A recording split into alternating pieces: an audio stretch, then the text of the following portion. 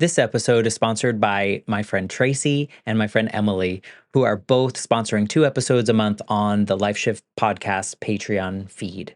Basically, that is a member support, and that's just helping to contribute to the production costs and anything that I need to keep the show going. As you know, I do all of this myself, and so sometimes I order software or hardware to make the show better than it is the day before. And so if you want to directly support the show, please reach out to me or go to patreon.com/the Life Shift podcast, and you can find out all the information there.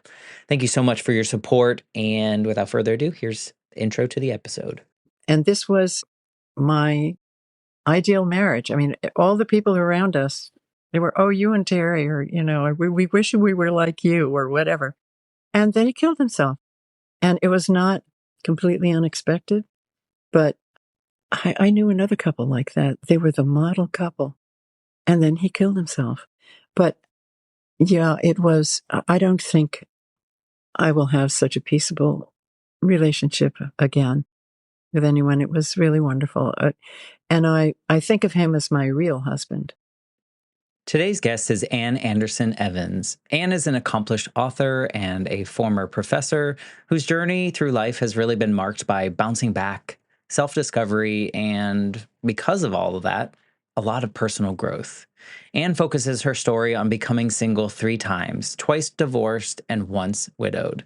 And the story revolves around how these pivotal moments have shaped her life in so many ways. Ann's experiences have taught her the importance of self-reliance and the value of independence.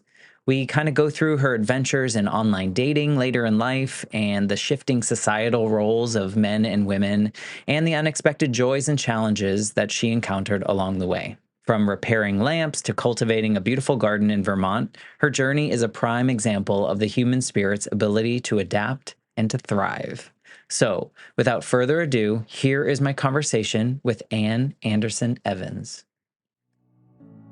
I'm Matt Gilhooly, and this is The Life Shift, candid conversations about the pivotal moments that have changed lives forever.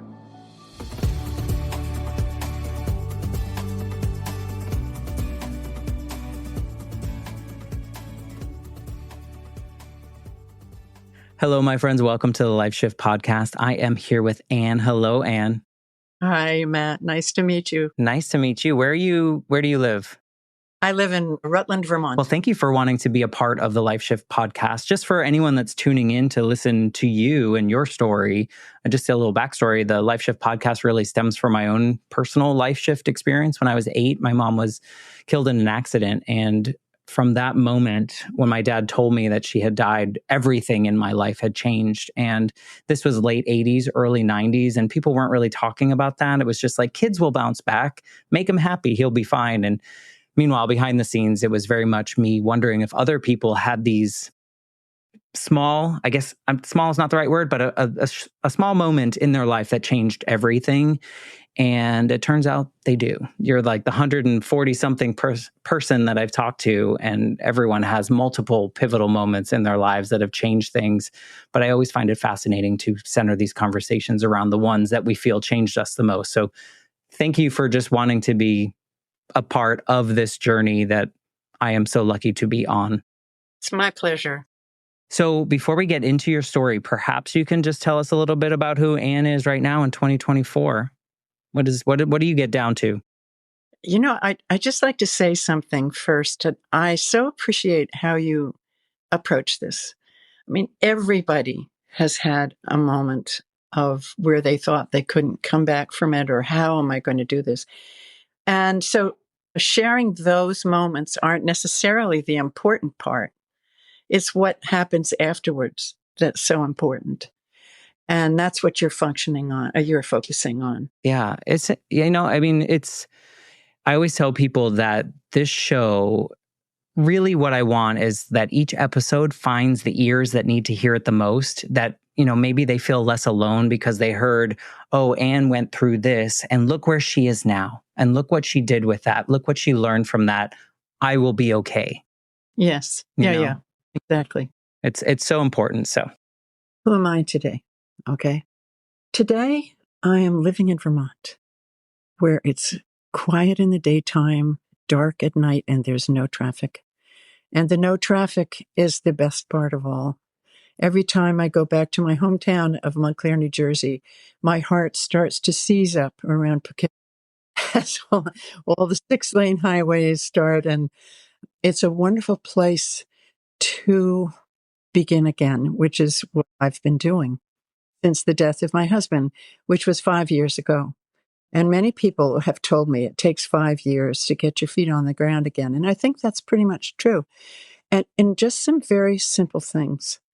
I'm going to talk first about Terry, who is the subject of my recent book, The Sweet Pain of Being Alive, because that's where I am right now. But I have a couple of remarks about becoming single again, which is the moments that I'm concentrating on here.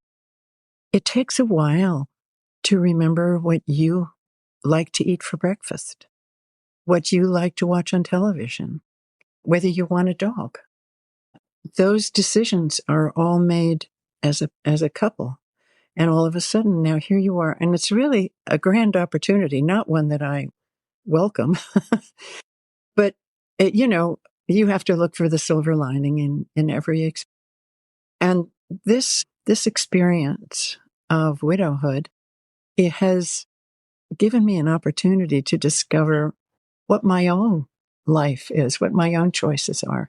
Because you always submit to a certain degree to your partner. And I prefer I don't think I would like a partner now, but it was nice. Barry and I, happy marriage, and that's the way I wanted it. So one of the joys up here is having a garden. People have told me, friends for a long time, how much support they get from nature. And I really never understood what they were talking about. But now I have a garden and nature disciplines me. I decide that things are going to be this way or that way, that I'm going to put this plant here and it's going to grow. Nature tells me, no, it's not. You haven't figured out what's the right soil, or you haven't planted the seed properly. It's a harsh taskmaster. Like last summer, we had rain all summer long, every day. There were slugs everywhere. It was horrible, and it was hard to make a harvest. And I certainly came to appreciate what farmers do, because they know how to handle these things. So one at a time, I'm learning how to grow things, and I have a grand crop of potatoes this year. That's not something you hear too often, people growing potatoes. So good on you. I struck up a friendship with the potato lady at the farmer's market, and she gave me some seed potatoes, and boy, they're going That's strong. Awesome. Were you into could you ever imagine yourself being a gardener and doing those kind of things? Okay. So this is a brand new experience of living a different version of you. That's right. Yeah. And it's given me a sense of beauty and a sense of accomplishment and this discipline, which is very healthy for me. It's interesting to hear you say too, though, like you wouldn't wish widowhood on anyone, right? Like, I mean, this is not something that we wish on people, but the growth that you've had from it and being able to like find yourself and find like a new version of you in this part of your life and these new things, that must be exciting as well, like in an interesting way, because you're like, I wouldn't have wished this on myself, but I'm in a good place. Well, since the shift in life that I would like to talk about is becoming single, I've become single 3 times. I've been married 3 times, twice divorced and 1 widowed. And it's very interesting to see the differences between one and the other. A divorce, you always end up with no matter what the circumstances, you end up with a sense of failure. Do you think is that internal, or is that something that you take from society, do you think, just in general? That's a very good question. I think it is internal because you have made a promise. You have in all good faith entered into something, and your judgment was not perfect, or something happened that you didn't expect, and those things are not your fault. But nevertheless, they have caused the uprooting of a marriage. Right. And then you feel that sense of I didn't do it right, or something didn't go right because XYZ. I get it. Well, the first time I got divorced was under very unfortunate circumstances. My first husband turned kind of rotten and mistreated me and the children. And so after I had gotten divorced, I thought, well, my children need a father. I have to start another family. And I married much too quickly. How old were you around this time? In my 30s. Okay. I was raised to be somebody's wife. I never I would be anything else. I never had any idea that I would support my children, that I would have a career.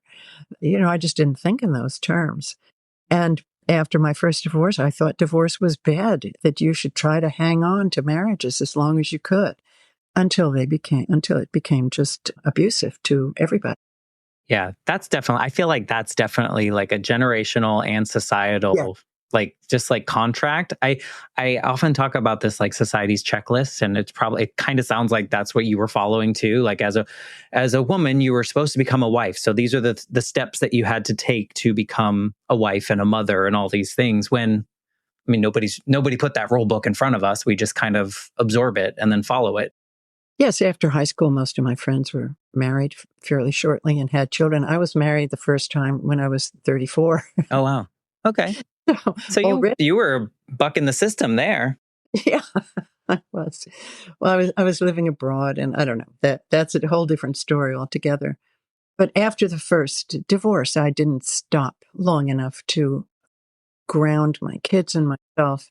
I immediately married the opposite of my first husband, who turned out just the same, although in a different way. He became almost fatally mentally ill and had to go in the hospital and all that sort of. Do you think that rush was that a fear of being single, or just a fear of not being married? No, I don't think. Well, I was kind of afraid, I guess. I was afraid financially, that's for sure. Okay. I think there was a lot of shame that I had not fulfilled what my life's, goal had been. But after the second divorce, I said, I've had enough. What woke you up that time? Just because you're like, I tried again and it... and my kids had had enough daddies. I am going to take the next, I don't know how many years alone. I'm not going to bring somebody else into it. I've got to figure this out myself. And that took 12 years. During most of those years, the very idea of even holding a man's hand, it would have been like an electric shock, what are the opposite magnetism. It's just repelling. Repelling. Yeah. That somebody would drag me into something like what I had just had. No, and I think this is very common in women especially. Well, I think also, like, just thinking of your story, it's almost like you were fleeced in a way, because like your first husband was a certain way and then gravitated towards that. And then you said you found someone that you thought was the complete opposite, but yet ended up in the same place. So you're like, well, now I picked one over here, picked one over here. What's the point? What's going on here? Right. Like, why even bother? Because anyone that I choose now at this point seems like they're going to end up in that route. Yeah. Well, I discovered many things during those 12 years. Number one, that I, as a woman, could do anything a man could do. I could lift heavy better. No, not better. I could repair the car and the lamp. I could sell a house. I could get my kids into college. I could, all the things that I had thought. I could mow the lawn and, all the things that I had left up to men in my mind, I discovered, I can do those. So that was not necessary to find somebody to mow my lawn. I could do it myself. Was there like a moment where you felt like, did you just do them because you had to? Or were you like intentionally being like, I'm going to try to do this because I've always thought I, quote unquote, could not? Yes. Oh, God, can I do this? Yeah. Well, sometimes it's a fear of failure too. Like in my sense, like some things I just never tried because if I wasn't perfect. But a lot of mine stems from like abandonment issues. And I don't know if that's the same with divorce, but like losing a parent as a child, I always felt if I wasn't perfect, my dad was going to abandon me too, because my mom abandoned me in my small mind, right? Because she died. So it was like always trying to be perfect. So I would never try things like you're kind of explaining. Like I wouldn't do it unless I knew I could do it. Well, I don't find, and I don't think I ever really found much value in thinking about the past and why I did that. It was like, what do I have to do today? You have to repair the lamp. Well, I've never repaired a lamp, but how difficult can it be? There's this wire that goes there, and there's this screw that holds it in place, and there's a light bulb, and it's just not hard. Yeah. And then you think, why? Why did I ever think I couldn't do this? Yeah. And maybe you didn't actually actively think that, just someone else was handling it because you thought it was their job. Yeah. Yeah. And I think, women, there were big changes in women's lives after, say, the 70s, the 60s, and the 70s. And a lot of women learned that they could do everything a man could do. They could be judges and doctors and all those things that had only been male. And I think the men are only now waking up. They didn't have to change much. They just had to go on doing what they'd been doing. They had been told that they should get educated and work hard so they could support their families. And they got educated and worked hard and supported their families, continuing pretty much on the same trajectory that they'd always expected. But women got walloped in the middle saying, oh no, you got to support yourself now. You've got to support your family now. You've got to have a career now. And a lot of careers were not even open to women. And when I started, I worked. So, but men, I think they didn't have to change. Yeah. In that aspect, I think now they have to change in a different way. They have to, just be like more in touch with not that stuff, like the emotional part and just like being a full human and not just being a provider and a fixer and those kind of things. I think now all genders can be full humans. I feel like is like maybe that's what we're awakening to. I think I feel that way. It's not my generation, so I can only look at it from the outside. But I feel a change now, finally.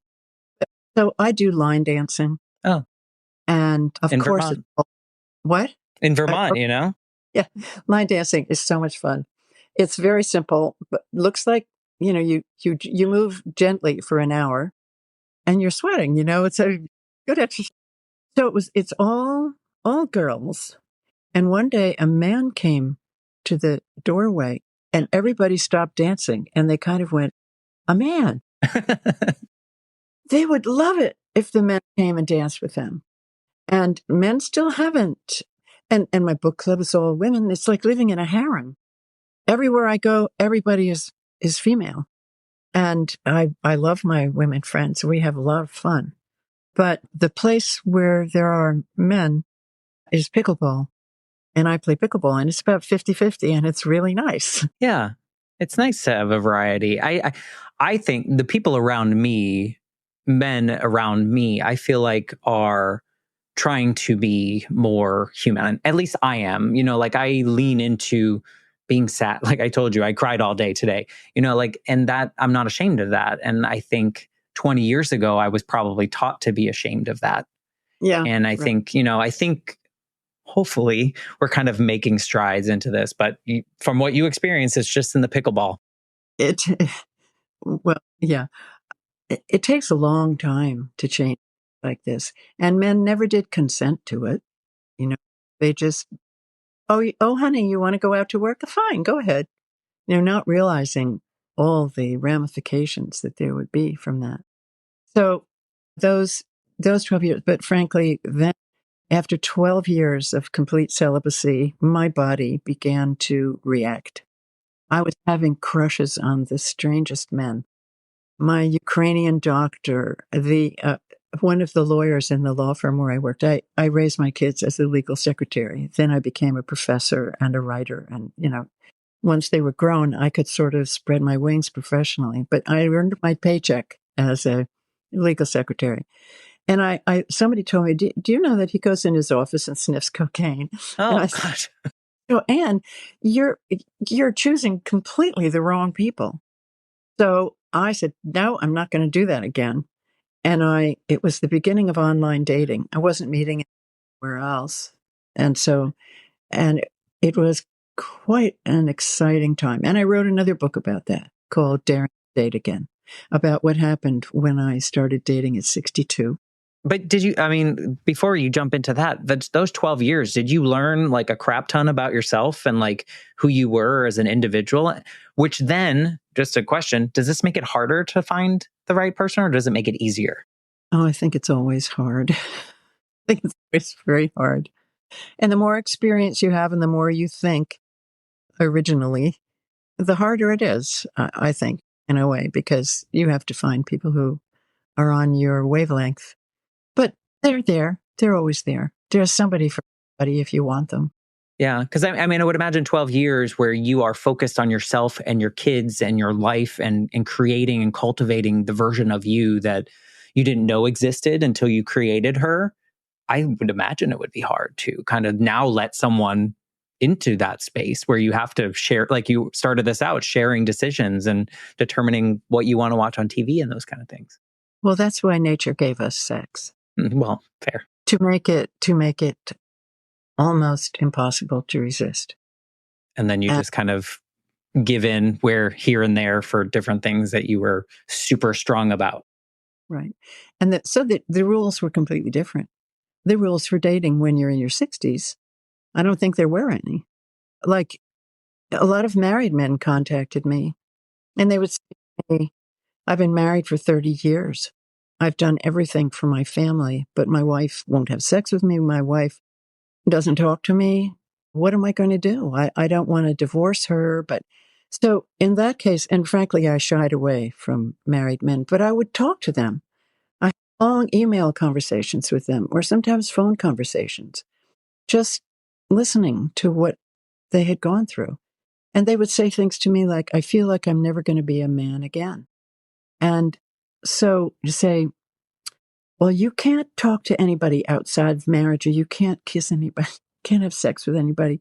You have to be a monk for the rest of your life. No, that's not what I signed up for.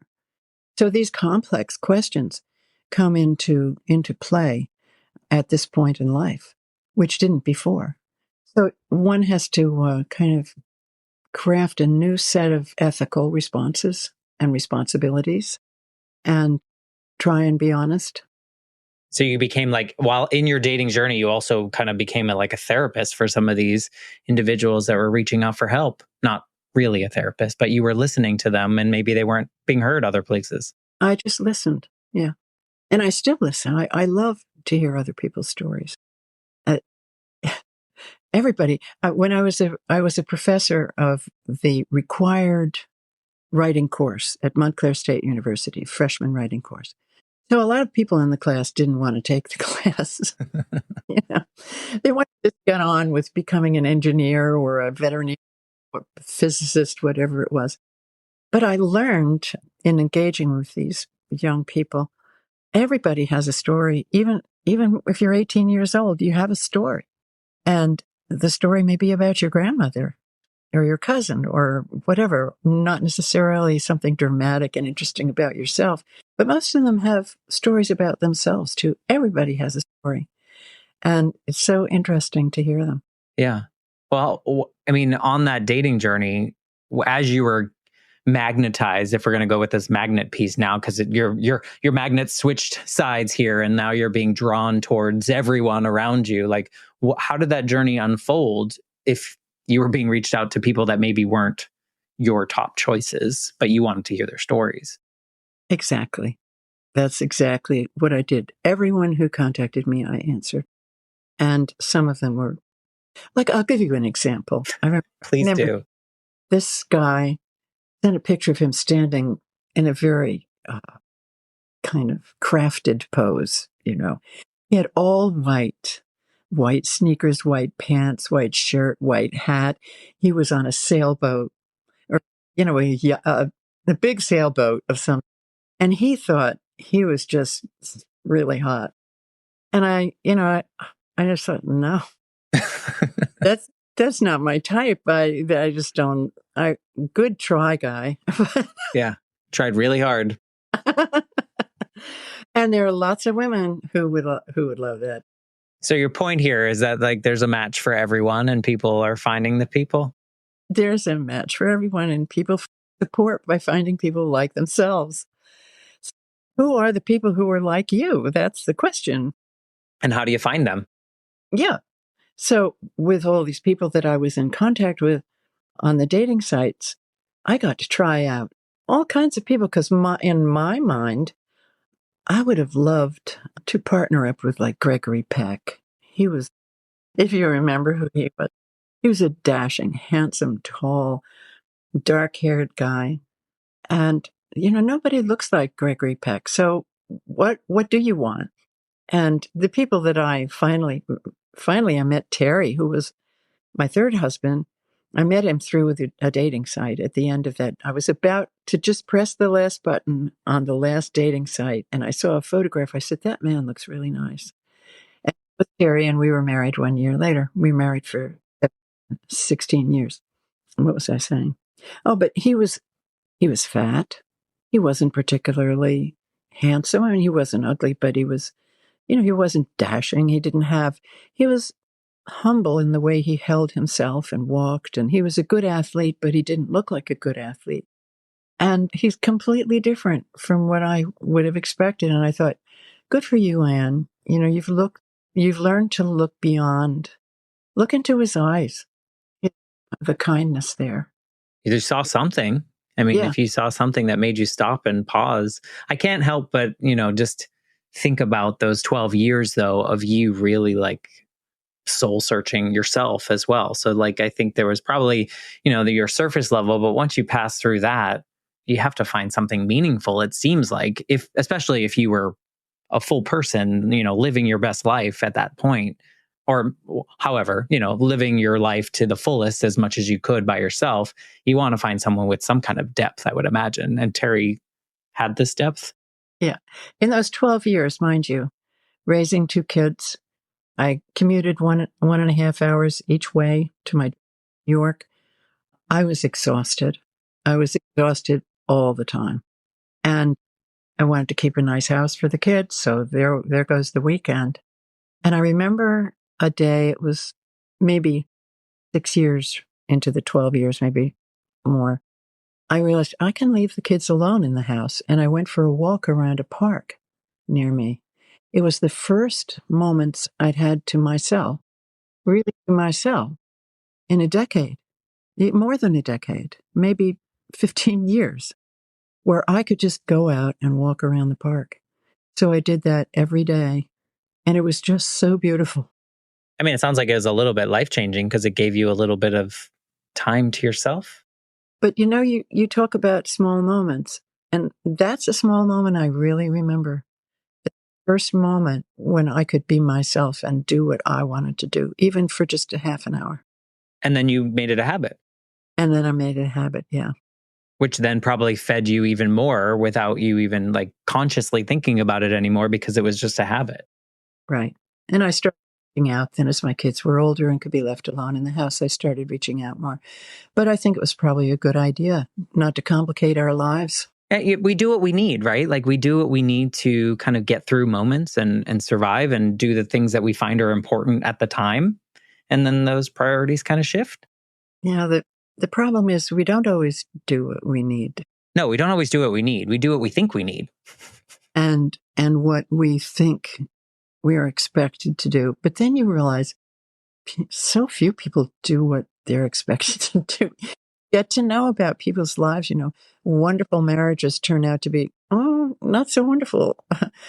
And, people turn out to be quite different from what you thought they were. There's a lot of performative nature out there too. I think a lot of people are hiding behind what they've painted. Like you said, you wanted to keep a nice house for your kids. Did that really represent you in the best way if people were to dig deep into how you were feeling at the time? Yeah, maybe, maybe not, Right. I think we're just kind of taught to be our best version on the outside. So other people think we're this and most people don't even care. Yeah, most people don't. That's right. They don't care about what we're doing. I spent the weekend of July 4th with friends in the Catskills. There were about 12 of us. It was like a house party. My friends bought a former kids' summer camp. So they that's so fun. And very often, lots of people go up there. There were 12 of us. And my friend, she's a very successful lawyer, and her husband was also a lawyer. And she told me, we're slobs. I don't care about my house. So they have cleaners and come and everything. But up in their summer house, it's kind of, the towels have a hole in them, and pick up something off the knife off the kitchen, off the counter, and it's sticky from somebody. Things like this. It feels almost unhygienic, but they skate very close. They're hygienic still. But two of their friends said, "I'm not staying there. We're staying in a hotel." Well, I mean, at least she was honest about it. At least she wasn't delusional about it, right? She was just like, I don't care. Yeah, they love her because they are just what we are. Pretending. I think it's important. I don't think there's maybe more now, but I don't think there's a lot of people that are like really living in their truth. Like you said, you have to uncover some stuff, and you have to realize that most people don't care, and the things that we're trying to do, why are we trying to do them? Like I mean, I finally got some therapy in like my 30s to help myself grieve my mom that I lost when I was 8. So there was a lot of years of a mess. And once I had my breakthrough, I was like, oh, why am I doing all the things that I think other people want me to do when I should be doing the things that I want to do? So that's when I kind of started living. So I get that. Good for you. It's a lot hard. Of people reach that point. A lot of people, but most people go through a hard period like that. Of course. When they come up to their retirement age, somebody I know very well, her boyfriend is coming up to retirement age, and he's really kind of getting depressed. And, you never know what's going to strike you out of nowhere. So I discovered meditation. And every morning I meditate with a Buddhist group that I'm part of. And it kind of forcing yourself to close down. They say to think about your breath, but what they mean is erase as many thoughts from your head as possible. And I take that opportunity to plan my day. And then it calms the nervous system. And it's very helpful. And my Buddhist teacher tells me, you can't do anything about the past, and you don't know what's going to happen in the future. Today, plan your day, do what you can every day. Yeah. And how long ago did you start doing this? Well, this is also involved with my yoga practice and everything. You're very busy. For possibly, I do Qigong too. That's why I can still play pickleball and line dance, because Qigong keeps your body in great shape. I've been meditating every day for maybe 15 years. That's a big practice. That's something that I haven't been able to do. I mean, I think that's like so hard. So good on you for finding the space and the ability to do it. I haven't found it yet. It's hard for me to remember what it was like in the beginning, where they'd say, just do it for 5 minutes, and 5 minutes possible. But now it's like a relief. It's like, for this time, I have no place to go, no one to see, nothing to do. I am completely free in this time. And the only way you can do that is just being still and breathing. And so it's very, very healthy practice. It sounds like it. It sounds like, did you found this practice in your journey with Terry? This wasn't in your singlehood, right? Because you were with him for... No, interestingly enough, Terry was a serious student of Buddhism, but he had given it up before he met me. I found it completely on my own. And I started by doing yoga. I could do yoga because I could do it at home, online, every day. Then yoga got to be kind of hard on me. I hurt my shoulder a little bit. And so I changed to Qigong, which is a little lighter on your body, though it's still a great, great workout. Very good for you. These things are necessary as you get older if you don't do them. The differences between people when you're 25 are rather, don't want to say small, but the older you get, the more differences there are between two people, because what you've done all your life has come to flower now. If you've been sitting watching television for the last 20 years, you're having troubles. And how responsible have you been with your life? It shows when you're older. Have you been active your whole life? I always loved to swim. And then I don't know. I lived in cities. I lived in Athens, Greece for 10 years. And I didn't have a car. I walked everywhere. So if you Okay. call Yeah. it More miles, active than the average American, I would say. yeah. Well, not New Yorker. I Well, lived in fair. New York too. I walked all over New York. So walking was probably my biggest exercise then. And then I played tennis for a while, but swimming was what I always loved to do. And then I hurt my shoulder and I couldn't do it anymore. So now I do other things. But yeah, I do like to move my body. I love to dance and I love to. And the fruits of your labor, I mean, you're feeling it now. Like you probably feel good in your body most days. But you know something? Other than when I'm on podcasts and it becomes germane to the conversation, I never mention it because you have to come to these things on your own. Everybody knows what you need to do. You just have your own. If somebody asks me about it, then that's fine. But they say, you don't look 82. And I say, thank you. I don't tell them why I don't look 82. Yeah, I guess that makes sense. I don't know. I feel like if I saw someone like you and you said all these things, I think it plants a seed. I think Yeah. it plants a seed that's like, oh, maybe that's something I should consider. When maybe if I hadn't talked to you, maybe that seed never would have been planted. I don't know. I feel like there's value in it. Yeah, of course there is. If everybody can be your teacher for whatever. If you're willing, yeah. I mean, you, for example, you have a specific idea and you've done this podcast and it becomes a thing, and it took some moxie to start it in the first place. And then you have to learn all of these little details and how to get that live sign behind you. Amazon. That's it. That's all you have to do. Just need an Amazon. No, I mean, I think you're right. I think there's a practice to all the things we do. And if we put our all into them, then we see the value that can come from that, whether that's in the way that you move your body and the way that you feel and the age that you feel, whatever that means, and then, and the same thing of the podcast. But, going back to the idea that we kind of went off on a tangent, but like your single life ended, right? With this meeting Terry, then Yes. did you become someone new in this relationship, or did you stay the version of like how did that change you because you had been single for so long? It was the fulfillment of many of my life's dreams. Really? And you never would have imagined. That I never would have imagined. In high school, I think I had 2 dates. I was not invited to the prom. I was very tall and skinny, and in dancing school, the boys did not come and ask me to dance.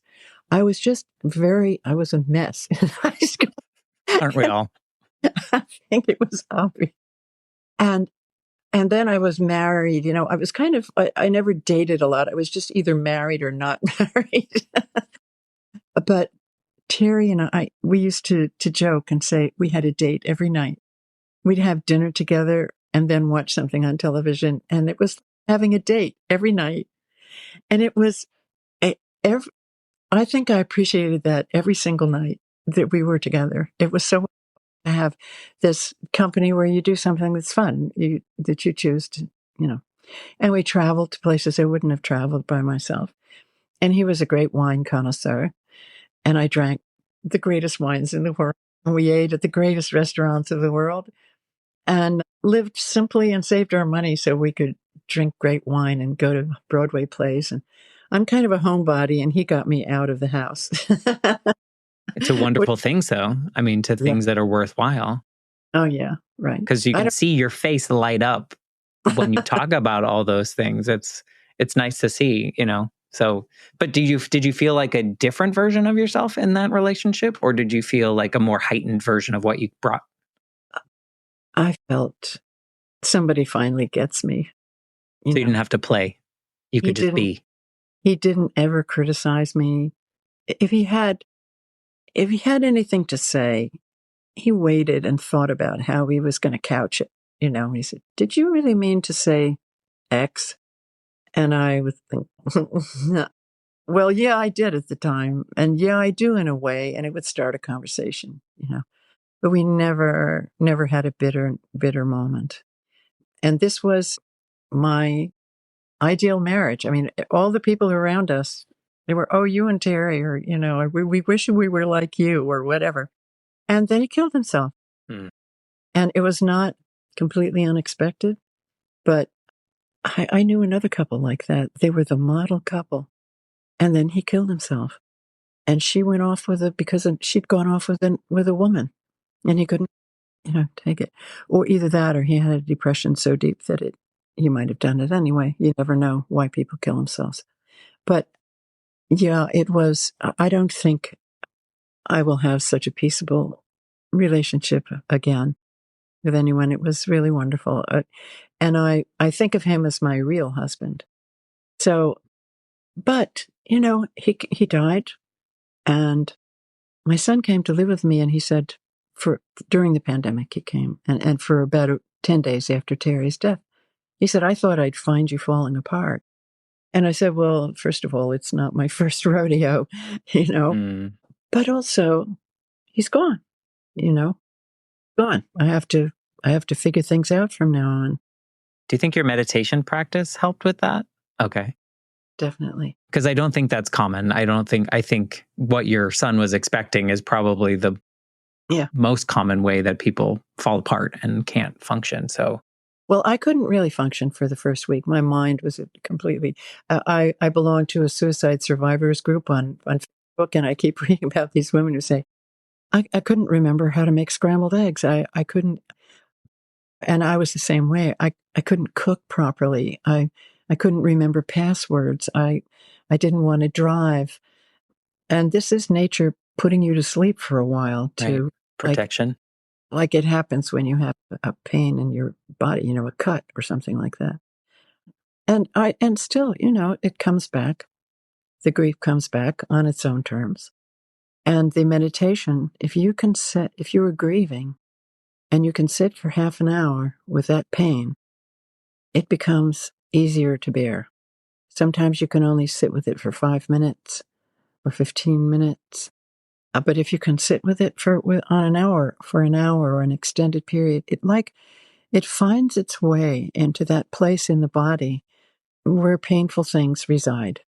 I mean, I don't know about you and your mother's death, but I have a certain place near my solar plexus.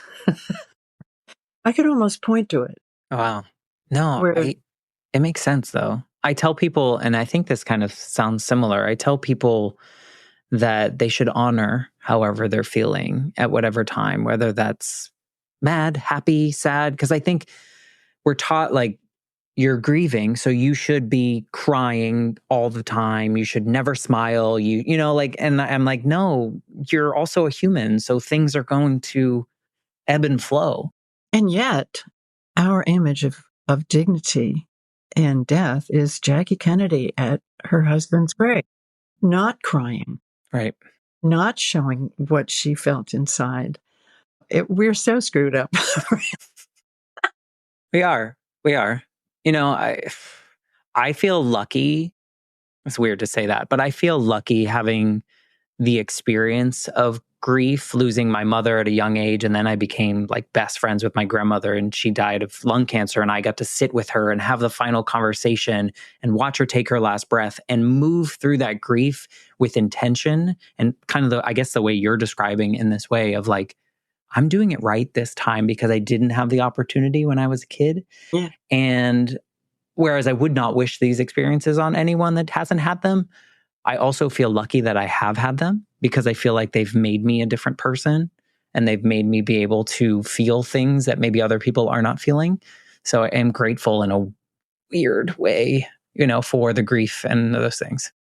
Finding the silver lining is so important.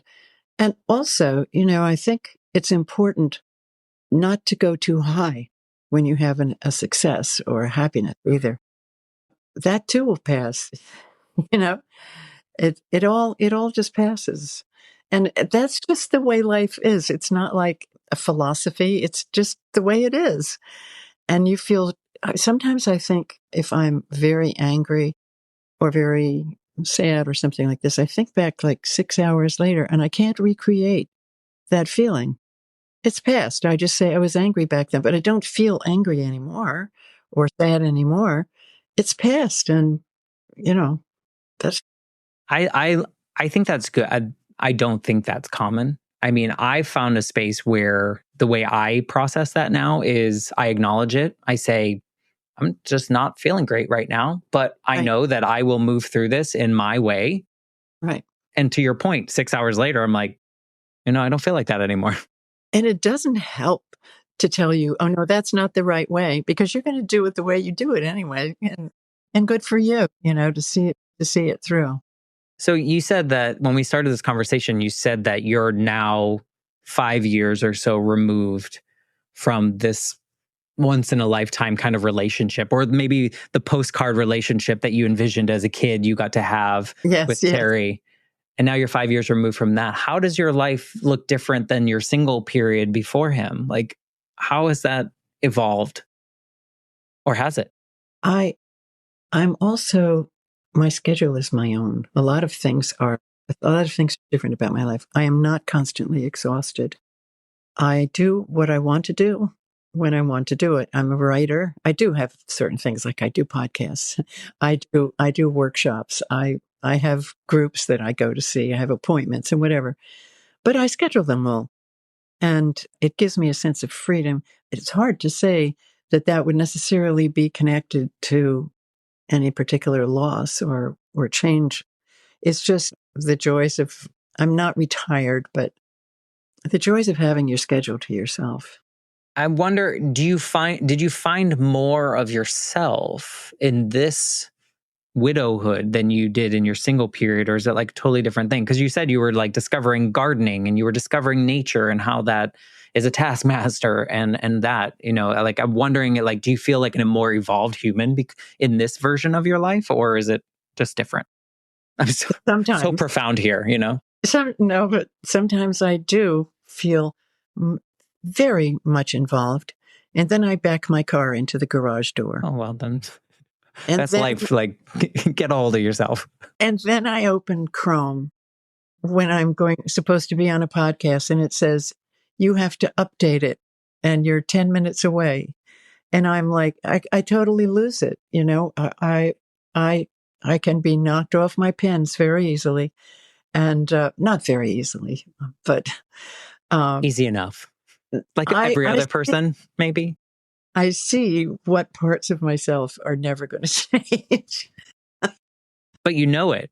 And I think some Yes. people don't know it, and I think that's part of the battle is like understanding who you are.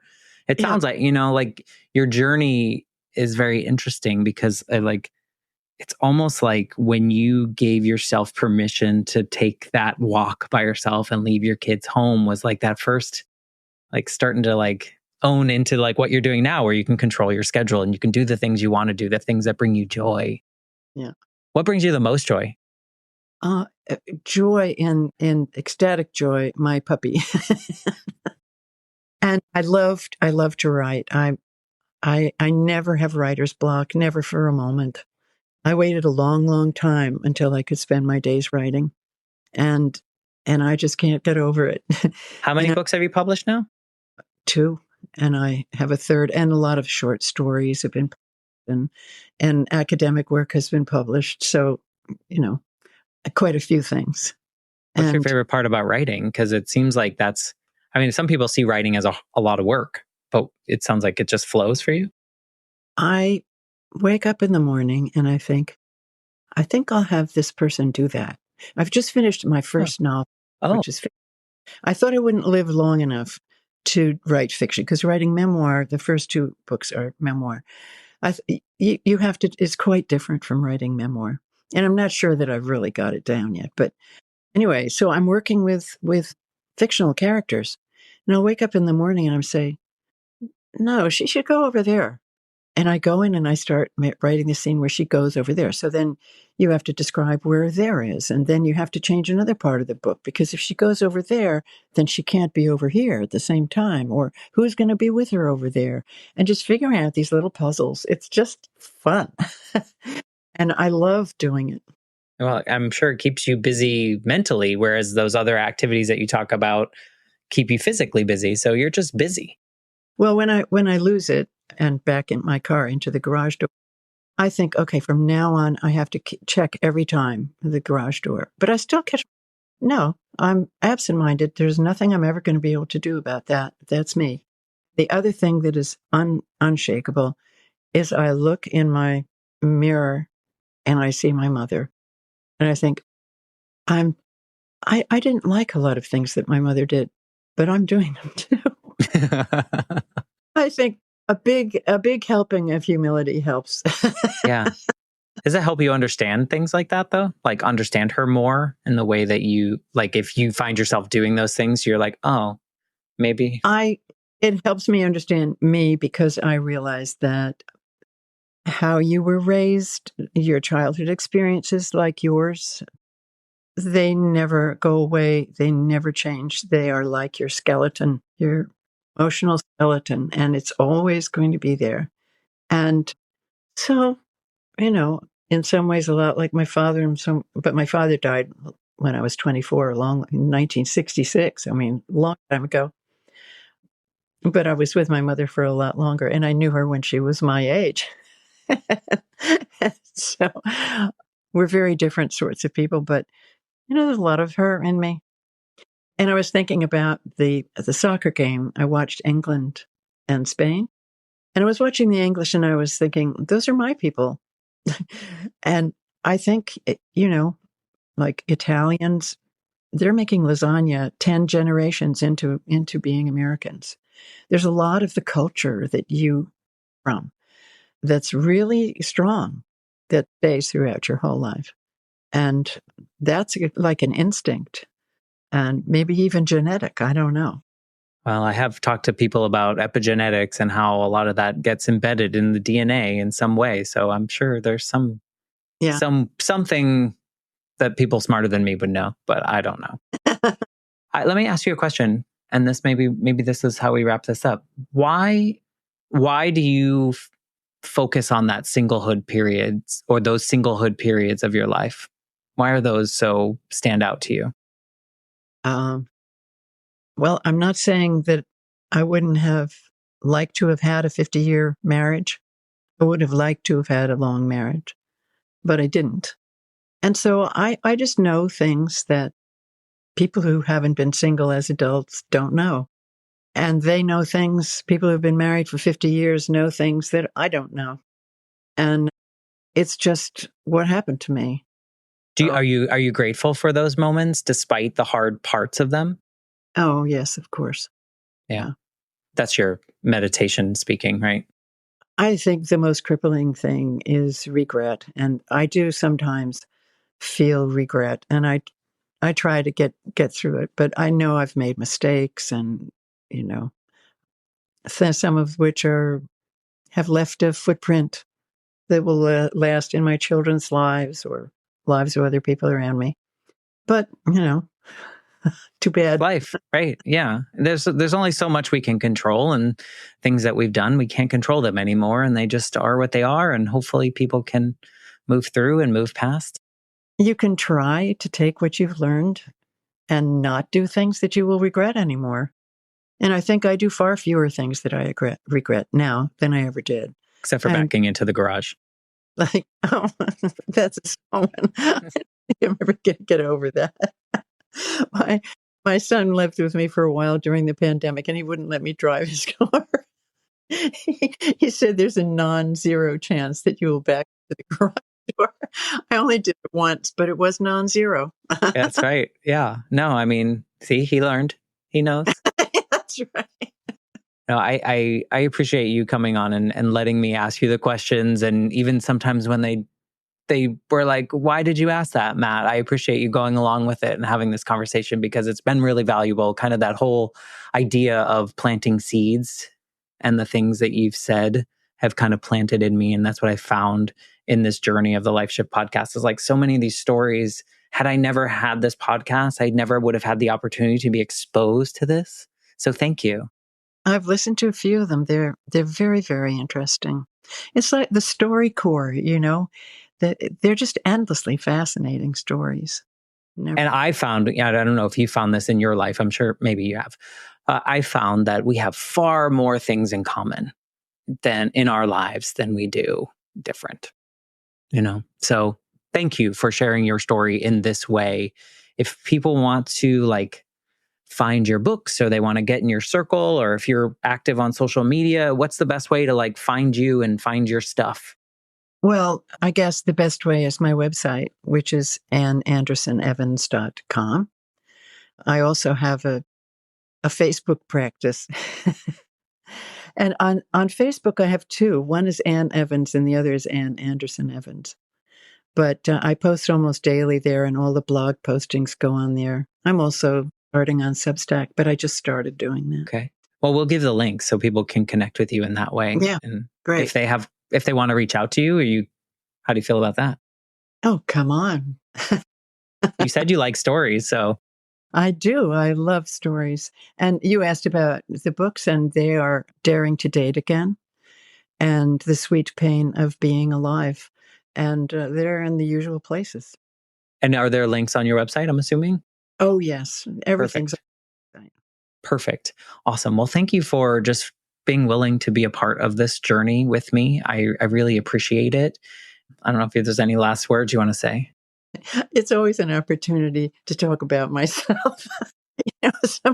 Julia Louis-Dreyfus always asks her guests at the end of every interview, if you went back to 21, what words of wisdom would you give to a 21-year-old today? And I think I would tell them, people love to talk about themselves. And so, people think, well, what am I going to say when they go into a crowd? Ask something that will get somebody to talk about themselves, because there's nothing people love more. But you learn a lot. I think we learn a lot from hearing people's stories. I think it's important. So as long as they're not all bragging about everything, if they're meaningful stories, thank you. You learn something then too. Well, good point. If you are listening and something that Ann said today resonated with you, please reach out to her. Or maybe you know someone in your life that needs to hear a little nugget that Ann dropped today. Please share this episode with them. And for that, I will say goodbye for now. I'll be back next week with a brand new episode. And thanks for being here, Ann.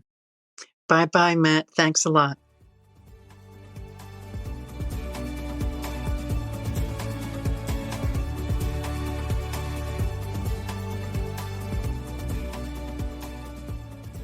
For more information, please visit www.thelifeshiftpodcast.com. Hey everyone, I hope you are having a wonderful day so far.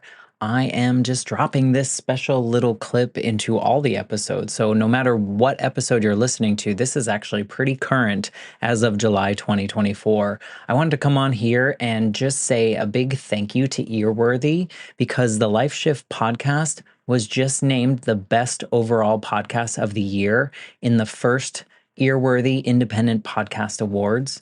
And you've probably seen some articles written about the Life Shift podcast before, written by Earworthy. And now he is launching, from his online publication, he is launching these yearly winners of Independent Podcast Awards. And these are specifically for indie podcasters. We are those that wear all the hats. We create the show. Some people write the show. We're producers, sound engineers. We troubleshoot all the tech. We do any kind of research if we need to. We host the shows. We distribute the shows. We do all the things that relate to our shows because we love it. And it's so nice to see my name in a list with some other amazing podcasts like Multispective, which won Best Life Lessons Podcast. Salad with a Side of Fries won Best Health Podcast. Bippity Boppity Business won Best Business Advice Podcast. And there are so many more. And so I just want to come on here and say thank you to Earworthy for not only doing these awards every year and just honoring some of us indie podcasters that sometimes feel like we're just shouting into the void, but we're not. We're just doing what brings us joy, and hopefully through that work it brings other people joy. In my case, for the Life Shift, I hope that each episode finds the ears that needed to hear it the most so that they feel a little less alone in their circumstance. But also, Earworthy writes all these amazing publications pretty much weekly, every week, every weekday, I should say, where he writes on Blogger, Medium, Substack, Tumblr, Vocal, Many Stories, and for other places, and he really just highlights the independent podcasters. So thank you, Frank, for everything you do with Earworthy and for recognizing all of us in the first Earworthy Independent Podcast Awards. If you'd like to read more, please head to medium.com/EAR-WORTHY. Thanks again and enjoy this episode.